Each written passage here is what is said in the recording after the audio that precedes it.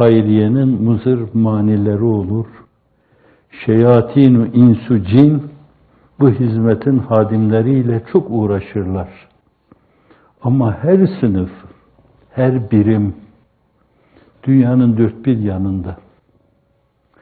Ne var ki yerinde sabit kadem olanlar sonunda kazanırlar. Kur'an'da o bişareti veriyor.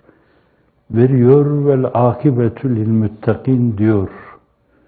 Sonuç, mutlu akibet esasen müttakilere aittir. Cenab-ı Hakk'a karşı hissi mehafet ve hissi muhabbetle iki büklüm yaşayanlar yine de kurtuluş için onun vikayesine, himayesine sığınanlar. En acı günlerde de, en lezzetli, en tatlı günlerde de hep ona sığınmayı birinci vazife bilenler. Onu bilenler böyle yaparlar. Onu bilmeyenler nadanlar. Onlar da sohbeti nadanla eder telezzüz, divanelerin hemdemi divane gerektir. Sonuç itibariyle kazanılacak şeyi kazanmış olan insanlar bence yürüdükleri yolda değişik kayıplara uğrayabilirler, zayiatlar verebilirler. Yaralanmalar olabilir.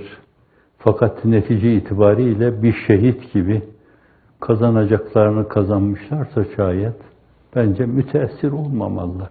Ona kadar yolu var. Hazreti Cabir'in babası Abdullah Uhud'da şehit olanlardan. O şehadetin şerbetini içince sermez, kendinden geçiyor. Zat-ı uluhiyette herhalde böyle kâmeti bağlalarla hususi meşgul oluyor. İltifaten, taltifen demek daha uygun. Onlarla hususi konuşuyor. O da Cenab-ı Hakk'a rica ediyor. Beni dünyaya bir kere daha gönder. Esasen bu yolda ölmenin lezzetini, halavetini, tadını, arkadakilerini anlatayım.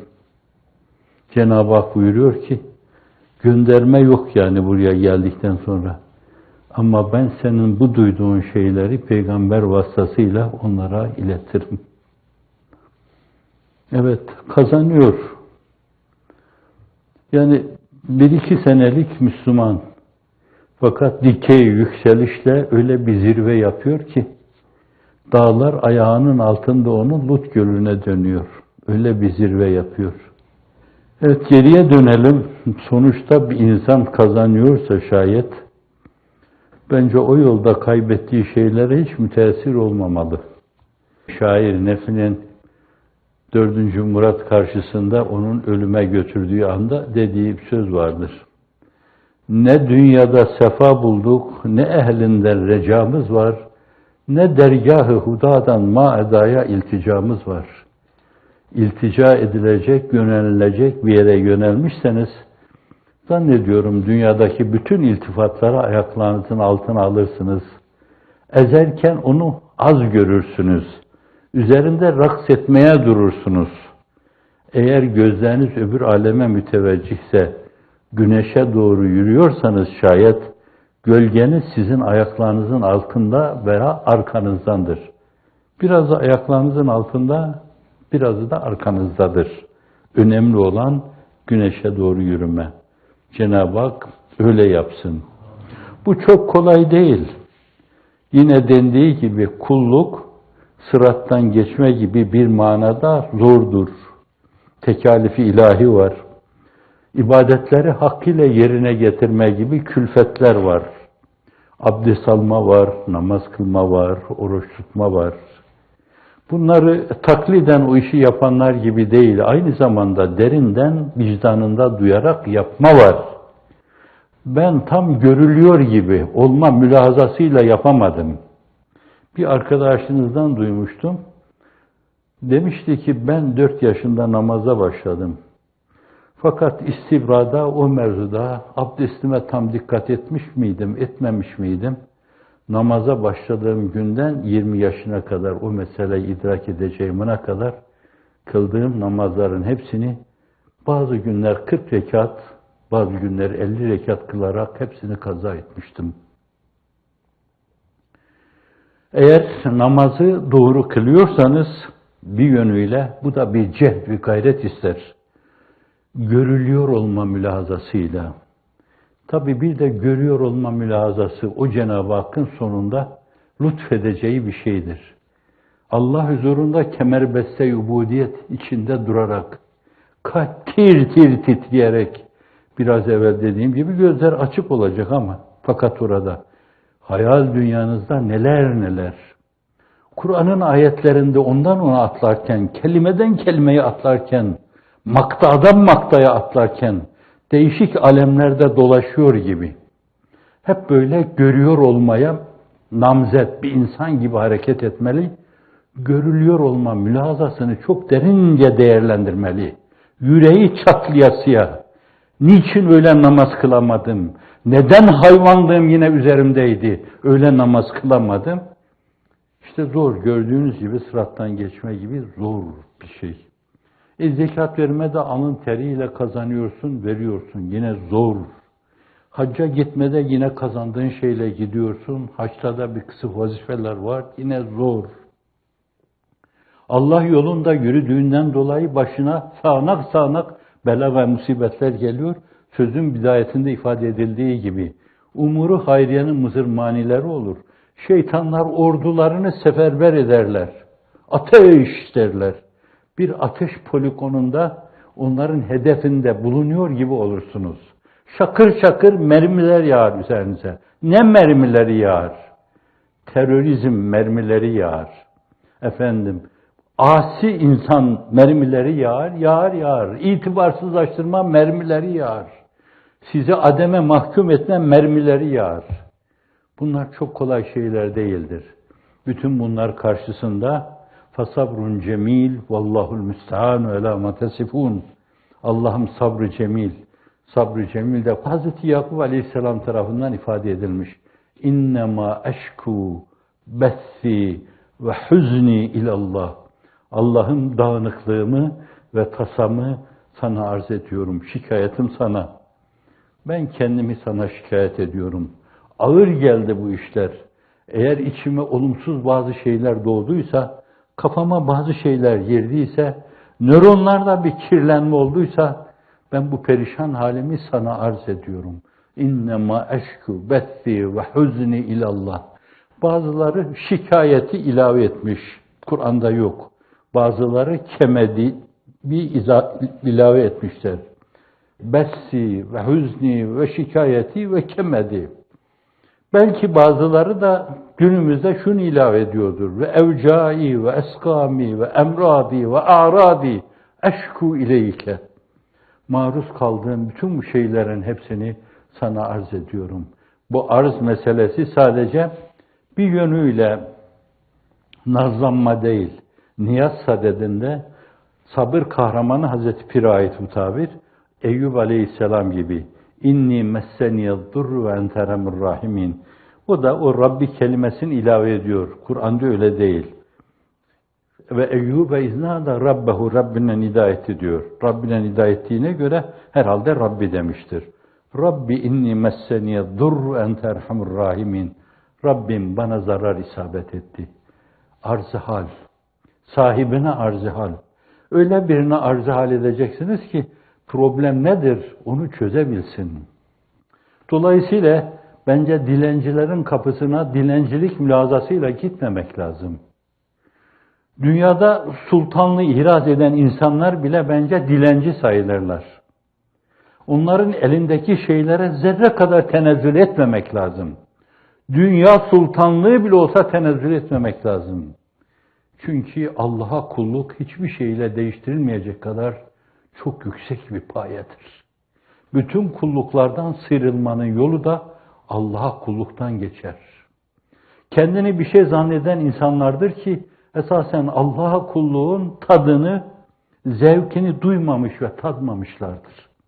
Ne ihsandan haberleri vardır, ne ihlastan haberleri vardır, ne marifetten haberleri vardır, ne muhabbetten haberleri vardır, ne aşkı iştiyakı likaullah'tan haberleri vardır. Bildikleri bir şey varsa O da yetiştikleri kültür ortamının kendilerine tepeden inme, telkin ettiği taklidi, suri, şekli Müslümanlıktır. Allah öyle Müslümanlıktan muhafaza buyursun. Evet, bu yol uzaktır.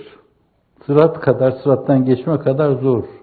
Menzili çoktur, geçidi yoktur, derin sular var. 7 asır evvel Yunus Emre'nin dediği bir şey. Bu yol uzaktır, menzili çoktur, geçidi yoktur, derin sular var. Kandan irinden deryalar sözüyle de ifade ediliyor. Aşılmaz gibi görülen uçurumlar ifade ediliyor. Her köşe başında değişik gulyabanilerle karşılaşma gibi şeyler ifade ediliyor. Sırattan geçmek kadar zor. Fakat bir kere de Cenab-ı Hakk'a teslim oldu mu, her şey öyle kolaylaşır ki inne ma'al üsri yusren, inne ma'al üsri yusra. Her zorlukla beraber bir kolaylık vardır. Elem neşrah leke sadrek. Beyani Sübhanesi içinde zikredilen bir şey. İnne ma'al üsri yusren, inne ma'al üsri yusra. Her zorlukla beraber bir kolaylık vardır. Zorluklar bağırlarında kolaylığı beslerler, kolaylığı geliştirirler. Zorluklar döl yatağında kolaylığı oluştururlar. Onun için nazmen hakikati dinlendiren diye ezmetü tenferici demiş. Şiddetlenebildiğin kadar. Ben biliyorum ki şiddetli zirve yaptığı zaman esasen Cenab-ı Hak bir fereç, bir mahreç ihsan edecektir, lütfedecektir. Biz bunu biraz lazım manayla tercüme ederek diyoruz ki kararabildiğin kadar ey gece. Çünkü kararmanın son noktası yalancı bile olsa şafağın attığı andır. O kararma zirve yapınca arkadan fecr-i kazip tülû eder. Fecrin kendisi kaziptir ama fakat kazibin şahadeti doğrudur. Çünkü o fecr-i sadıkın şahididir. Şahidi sadıkıdır. Kazibin bir şahidi sadık olduğu orada görülür. Fecr-i kazip, fecr-i sadıkın şahididir. Evet. Bütün bunlara katlanınca Allah'ın izni inayetiyle birdenbire geçilmez gibi görülen şeyler böyle yüzüyor gibi geçersiniz. Uçuyor gibi, üveyikler gibi uçar gidersiniz. Birdenbire öyle zevki ruhaniler duyarsınız ki bir anı seyyale vücudu enver binlerce sene vücudu efsere müreccahtır diyor yine Hazreti Pir-i Muğan Şem-i Taban. Her anınızı Allah'ın izni inayetiyle öyle vücudu enver yaparsınız.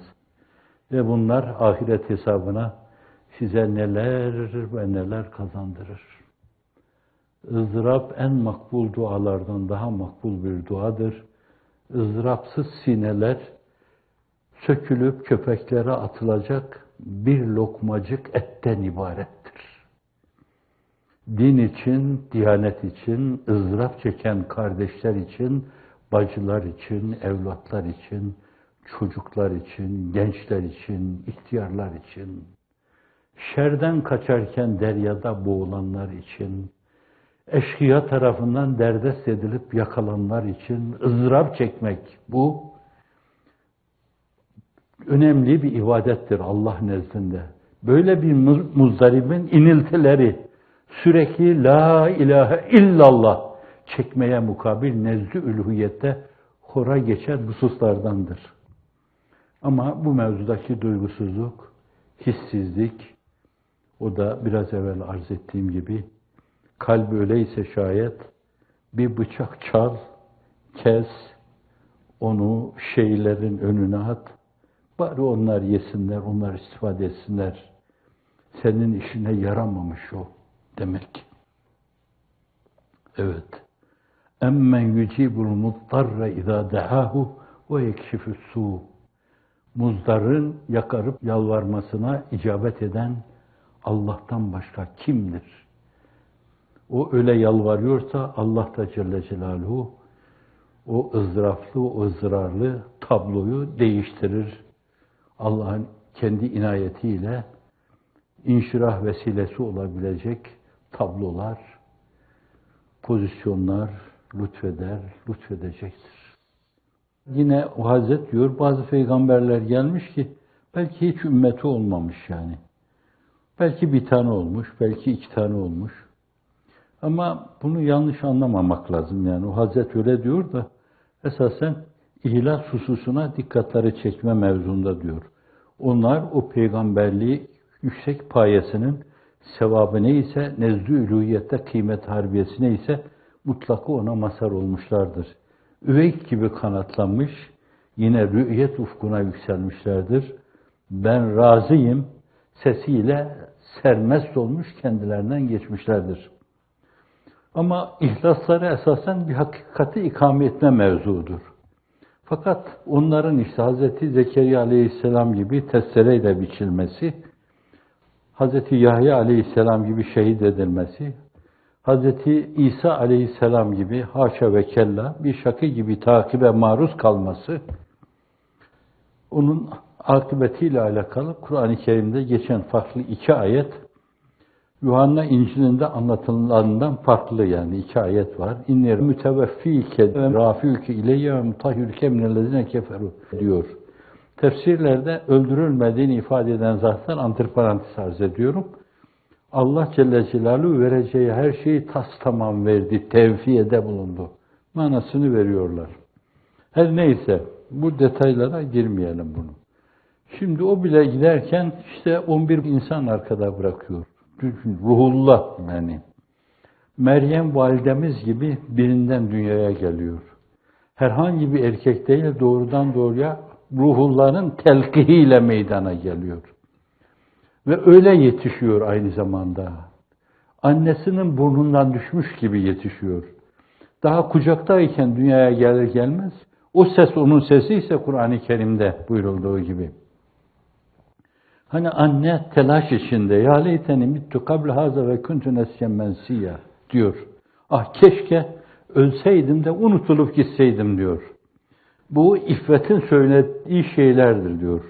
Öyle yaşamış ki mabette mihrap gibi bir yer, bir odacığa kapanmış. Yahudilikte esasen kadınlar havraya giremiyorlar. Fakat ayrı bir yerde kendisini Allah'a vermiş. Hazreti Zekeriya yanına girip çıkarken önünde iki sıradan semavi yemekler görünce nereden bunlar sana diyor. Kur'an ifade ediyor bunu. Allah'tan, semadan diyor. Şimdi böyle yaşamış bir kadın iffetiyle, hep iffetiyle müşarun bil benan olmuş. Veya müşaretün bil benan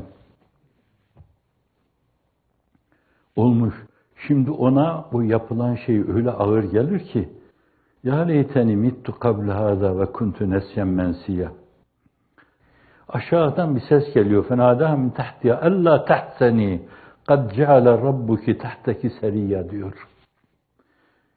Daha çocukken dünyaya gelir gelmez ayağının dibinde ses onun sesi ise veya onu nefreden ruhun sesi ise iki ihtimal de var burada. Doğrudan doğruya. Fakat Kitmir'e göre Hz. Mesih'in sesi. Çünkü Hz. Meryem validemizin esasen öyle bir referansa ihtiyacı vardı. Onu kucağına alıp da beşikteki çocuk kucağına alıp Musevilerin karşısına çıktığı zaman endişe duymayacaktı. Onun için nereden sana dedikleri zaman nereden bu çocuk sana? Efendim senin baban öyle birisi değildi, annen de öyle birisi değildi. Nereden bu çocuk sana? Hiçbir şey söylemeden mübarek validemiz, anamız, Allah bizi ona bağışlasın, çocuğu işaret ediyor. Beşikteki çocukla mı konuşacağız? Deyince o sesi gürlüyor.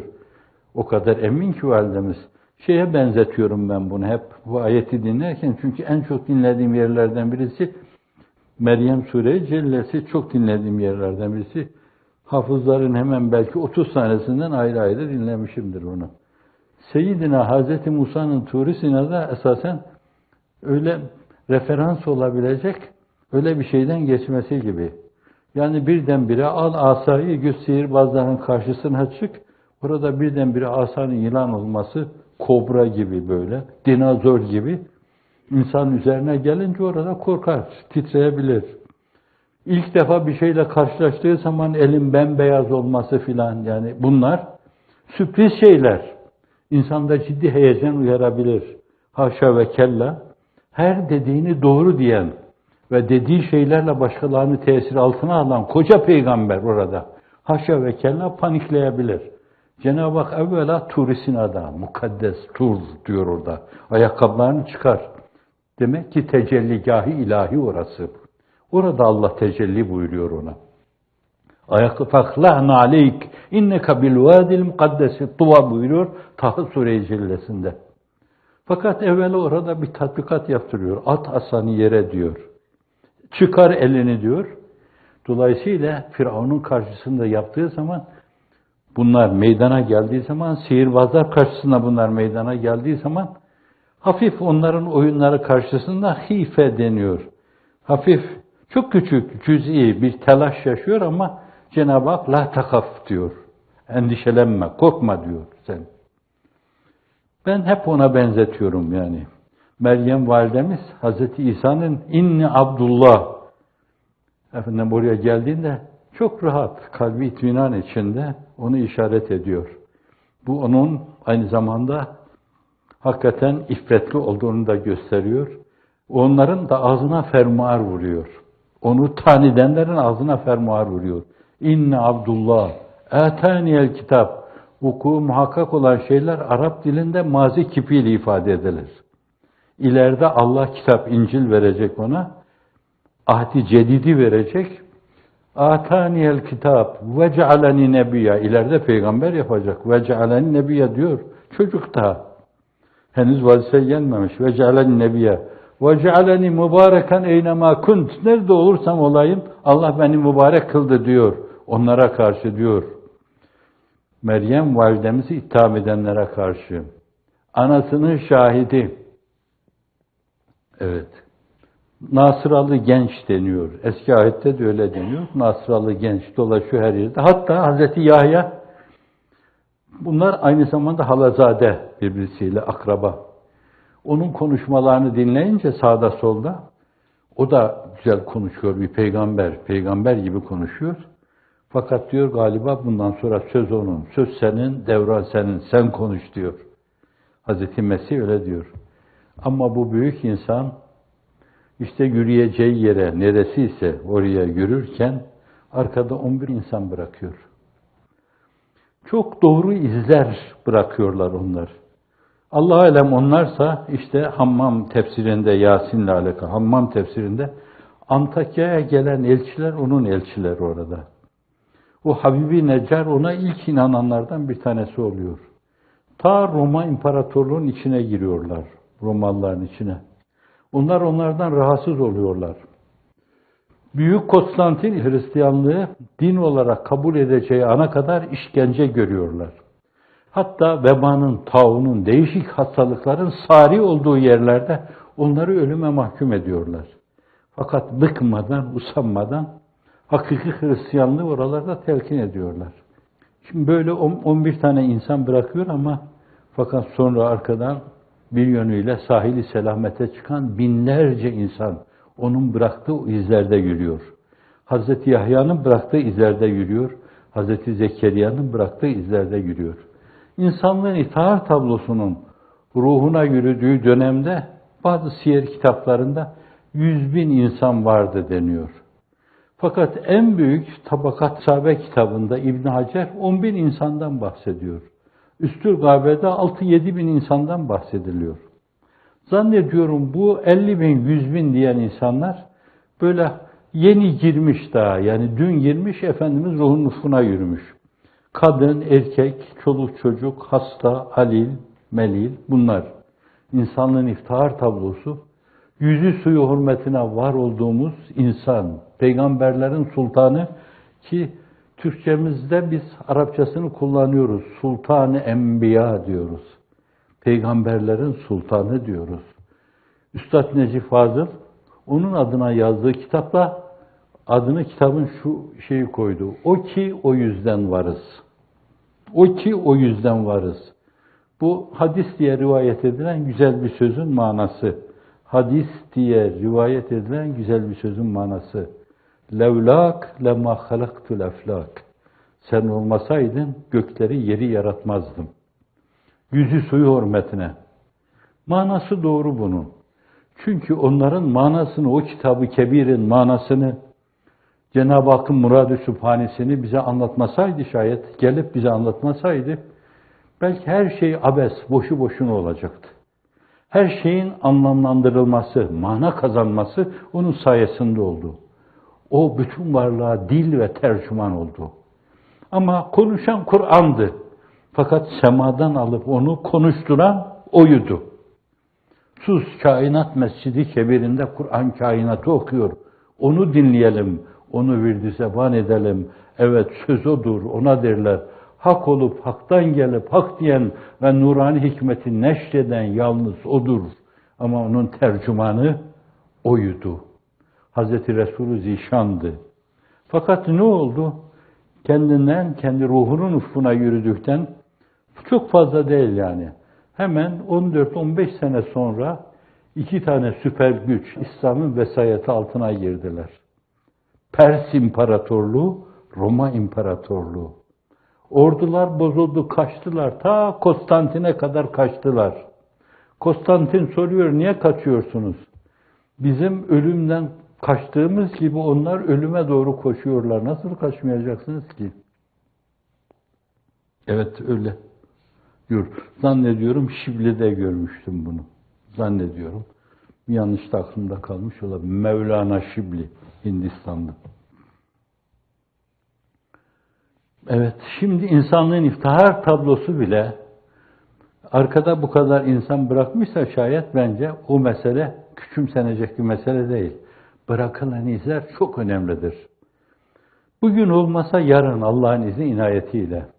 Aslında bir şey arz edeyim de ben, bu dünya çapındaki büyüklerin hiçbiri yaşadıkları dönemde esasen daha sonraki durumları itibariyle o parlaklığa şahit olmamışlardır. Efendimiz onu görmüştür. Benim adım güneşin doğup battığı her yere ulaşacaktır. Onu görmüştür. Fakat hayattayken esasen onu görmemiştir yani. Çünkü yakın körlüğü yaşar insanlar. Mevlana Celaleddin Rumi büyük bir insan. Ne kadar zaman sonra tanınmış biliyor musunuz dünya çapında? 3 asır sonra. İmam Gazali 5 asır sonra tanınmış. Böyle büyük bir alim. Hala da kıymet harbiyesine göre tanındığı söylenemez. Çağın sözcüsü, meşrutiyet yıllarında ta esas yazdığı kitaplarıyla filan 100 sene hala Anadolu insanı tarafından tanındığı söylenemez onun. Hususiyle evveliyetle tanıması gerekli olan din adına eğitim görmüş insanlar ve hususiyle de teologlar, diğer bir adla anmıyorum ben onları, teologlar. 10 tane zannediyorum bunların içinde takdir eden insan yoktur. Siyasi mülahazalarına alet etme maksadıyla birileri bazı kitaplarını onların bir yönüyle neşretmek suretiyle kendilerine bir paye kazandırmaya matuf bir tavır, bir davranışta bulunmuşlardır. Belli. Ben söylerken zannediyorum resim, tablo, sinema şeridi gibi sizin gözünüzün önünde de canlanıyordur. Bunlar münafık oyunları. Evet. Fakat tanınmamıştır katiyen. Yakın körlüğü. Her devirde öyle olmuştur. Fakat hiçbir zaman bu körlük devam etmemiştir. Onlar bu hadis ricali kritiği yapılırken bir söz vardır o şeyde. Emsal arasında tenafüs olur. Aynı çağı, aynı devri, aynı dönemi paylaşan insanlar arasında hafif hazımsızlık olabilir. Bu ancak o büyükler arasında olmamış. Yani Ebu Hanife İmam-ı Malik'i kıskanmamış. İmam-ı Malik Ebu Hanife'yi kıskanmamış. Ahmet bin Hanbel İmam-ı Malik'i kıskanmamış. İmam-ı Şafii Ebu Hanife'yi kıskanmamış. Belki tanımadıkları dönemde bir tanısak falan demişler ama fakat birbirlerini tanıyınca birbirlerinin takdirkarı olmuşlar. Fakat çok insan bir yönüyle hepsi böyle belki kaydırmak için ellerinden gelen her şeyi yapmışlar. İnandıkları halde ellerinden gelen her şeyi yapmışlar. Nitekim günümüzde de değişik ülkelerde, İslam ülkelerinde mesela değişik ve doğruluğu temsil eden cemaate kötülük yapanlara karşı meseleyi kökten kazmayınca esasen siz rahat edemezsiniz. Bunlar her zaman başınızı ağrıtır. Birinin söylediği sözü naklediyorum burada. Evet. Öyle biri ki birisi bana 2 defa bir fetva sormuştu da ben de biri vasıtasıyla ona sorsanız daha iyi olur demiştim. Evet, o da onun karşılığını veriyor. Diyor ki, evet, bu şimdiye kadar yaptığınız bu meşhur iş, şayanı takdir iş, tarihte emsali eşi bulunmayan bir iştir yani. Birilerini yok ediyorsunuz, fakat böyle biçmeyle meseleye yetinmeyin bence. Hozan, ekinler biçildikten sonra geride bırakılana hozan denir. Böyle hozan bırakmayın. Bunları böyle bırakırsanız çayırlar gibi yeniden bir kere daha biter bunu. İmkanı varsa sürün, köklerini de bunların yok edin böyle. Hatta bunları tanımış, bunları takdir etmiş insanları bile derdest edin. Değişik yerlerden onları yakalayın, postalayın bir yönüyle. Bütününün kökünü kazın. Arapça kelime dilimizde de kullanılır. Buna tenkil denir. Kökten kazma, tenkil veya ibadet. Bütün bir daha olmayacakları şekilde yok etme. Allahümme mukabelete tenkili adaina tunina biha en mukabeleti men sivak ya erhamer rahimin. Evet, nadan insanlar, nadanla sohbet zordur bilene. Zira nadan söyler ne gelirse diline. Onlar kendi karakterlerinin gereğini sergiliyorlar. Siz Allah'a doğrudan doğruya inanmış, yürekten inanmış insanlar olarak size yakışır şekilde davranacaksınız. Ama bilmiyorum tabii öbür tarafta yükün ağırlığından dolayı meseleyi atfı cürüme getirir. Ya Rabbi bunlar bize yaptılar falan der miyiz? O mevzuda teminat veremeyeceğim. Kendi adıma bile teminat veremeyeceğim. Fakat şimdiki karakterimin gereği ne yaparlarsa yapsınlar, bence Habil gibi hareket etmeli. Sen bana yumruğunla gelsen, mızrağınla gelsen, silahınla gelsen, ben sana dilimin ucuyla bile bir şey yapmayacağım.